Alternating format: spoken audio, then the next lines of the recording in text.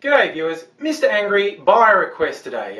One of my subscribers, Thug2 Media, Mr. Thug, he's been sending me a few messages wanting me to explain some Australian slang.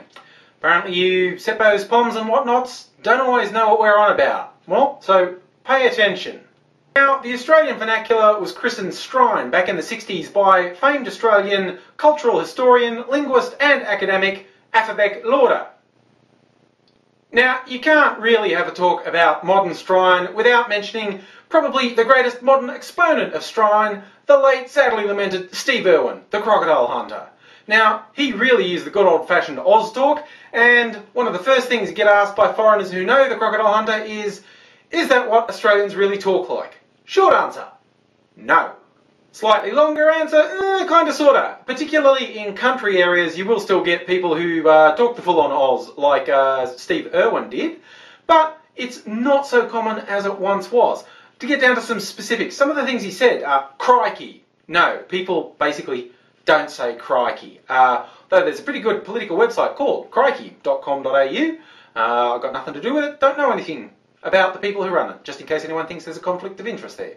But other things he said, when I remember having one American thinking it was a joke that he used to say muck about and muck with, that, you know, he's just dodging around saying the F-bomb on TV and no one really says that.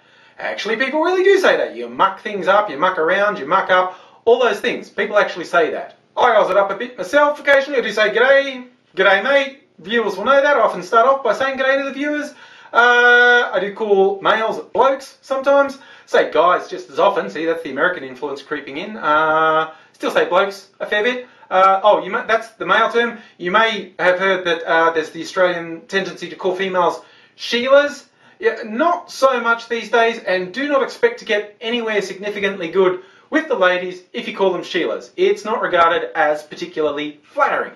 A lot of Australian slang is chopping a word in half and sticking the IE on the end. A biscuit is a biggie. And no, Americans, not scones, okay? What you call biscuits are scones. Don't make that mistake in Australia, and don't say cookie or you'll piss people off. Say biscuits, and biscuits means the American equivalent of cookies. Bickies, and conversely, big bickies means money, lots of money. Talking big bickies here. Sickie's one of my personal favourite Australianisms. Chucking a sickie. Sickie being sick from work, not going to work, calling in sick, chucking chuck literally means throw. Chucking a sickie means you're calling in sick, and the implication is usually you're not really sick, maybe the worst is you're hungover, but you're chucking a sickie, you don't want to go in. If you happen to be driving with someone in Australia and they say, oh, we're going here, chuck a Yui, do a U-turn. So, you know, chuck means throw, do also. One of the fab things about slang worldwide, I think, is the same word means half a dozen different things depending on context. So you're going to have to work on picking up the context. Crook is another word I like for sick. That's, again, older generational thing. My grandparents used to say it all the time, feeling a bit crook, yeah, feeling a bit sick. And that can mean more than one thing. It can mean being angry. You go crook on someone means going off at them, being angry. And maybe the reason you're crook, you're sick, is because you had some crook oysters. There was something wrong with them. So again, context. Got to be aware of the context, people, because the same word's got to mean some really different things. Another classic Australianism I do use sometimes, fair income. Only rarely, but I do say George Bush said it in a really awkward way, talking about his mate John Howard, the Australian Prime Minister. He's fair income. Caution, I am telling you some slang words. Be really judicious in how you use them if you visit Australia, because you'll look like a dick most of the time, particularly if it's one that's not used that often. George Bush looked like a dick when he said fair income. Words that we do use for people who are dicks are some old ones. Drongo. I've always loved drongo. I think that's some sort of bird, but grew up in the country, you'd always call people drongo. It's a very polite way of saying they're stupid. Speaking of growing up, I did mention in another video, I grew up in a town called Dubbo. That's actually an insult. To call someone a Dubbo is basically to say they're stupid. And of course, most parts of the world, people from provincial areas are regarded as being dumb. And I think Dubbo just got the double barrel. It's in the middle of nowhere and it sounds pretty dumb. Dubbo does not sound like a particularly smart thing, does it? So, yeah, when you're in Dubbo, you spend your whole life living down the fact that Australia-wide, a Dubbo is a stupid person. That's a fun thing to grow up with. The more common derogatory terms for provincial people in Australia Westie is a big one because the western suburbs of both Sydney and Melbourne, which is like 80% of the country's population, it's like working class. You know, it has the stereotype of being the uneducated. So Westie generally is an insult. A slightly broader one is bogan. That just means, yeah, in the US I suppose you'd say white trash. I think in the UK these days they say chav or something else.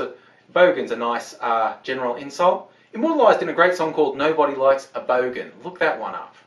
And, like many places in the world, calling into question a man's sexuality is a good all-purpose insult. In Australia, the most common thing is going to be a pufter. Now, it doesn't literally mean, when it's applied as an insult, it doesn't necessarily literally mean that they think you like the dick. It's just an insult because, oh, who wants to be a pufter? So, a basic Australian definition of pufter would be a man who likes women more than beer. Does that sound bitter? Guess how many times I got called a pufter growing up. Speaking of beer, if you come to Australia, particularly if you're a man, you need to get your beer lingo straight. Beer is served in different sized glasses in different states, which is a bit weird. I think people do that arbitrarily. Hell, we had different rail gauges between states just because no one wanted to be the same as someone else, so we have different beer glasses. In New South Wales and Queensland, there are two sizes. A small one's called a middy and a larger one's called a schooner. Schooner is still smaller than a pint. A lot of places serve pints these days. But in Victoria, there's like one size which is halfway between a middy and a schooner, and it's called a pot.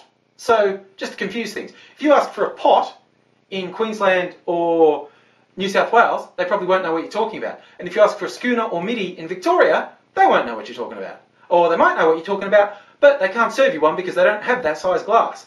I actually don't know what the common terms are in the other states because I haven't travelled that widely to the other states. But beer sizes aside, the one term you really need to know in the pub is when it's your shout. The shout is one of the most important things. It means you're buying a round of drinks. And there's a real etiquette. If someone buys you a drink, you have to buy them one back. I think that's pretty worldwide, but in Australia it's the shout. And if there's a group, you're buying for the shout. And if you're not just buying beers, that's not really good etiquette, actually. Particularly like, okay, someone buys a shout, everyone's just ordering beer, then it's your shout, and you go, what are you having? And someone says, double scotch. That person is a wanker. I think wanker is probably fairly universally understood, doesn't need much explanation, but I will give you one more thing about shouts. This one doesn't get said so much, but I've loved it. It's the sort of thing my dad used to say when talking about shouts with people who wouldn't go in for a shout. He's so tight, he wouldn't shout if a shark bit him. Now, that's a tiny sampling of Australian slang. I'm sure if there's any Australian viewers, they can come up with a few more in the comments or, better yet, video responses.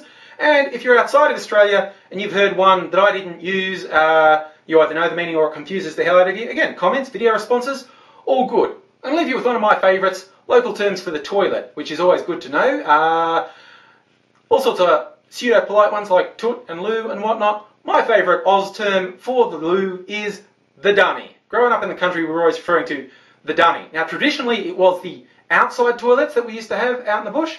But these days, not that many people have the outside toilets anymore. So that's the indoor one, the dunny. And it was used most colourfully in my life. I remember one incident being with a bloke at school and talking about a girl who he reckoned was coming on to me, like I should have been so lucky. But he was totally trying to put me off my game while I was trying to chat her up at, I think it was a school dance of all things. And just when I was sort of smiling down here going, he nudges me and whispers in my ear, "Watch her, mate. She bangs like a dunny door in a cyclone."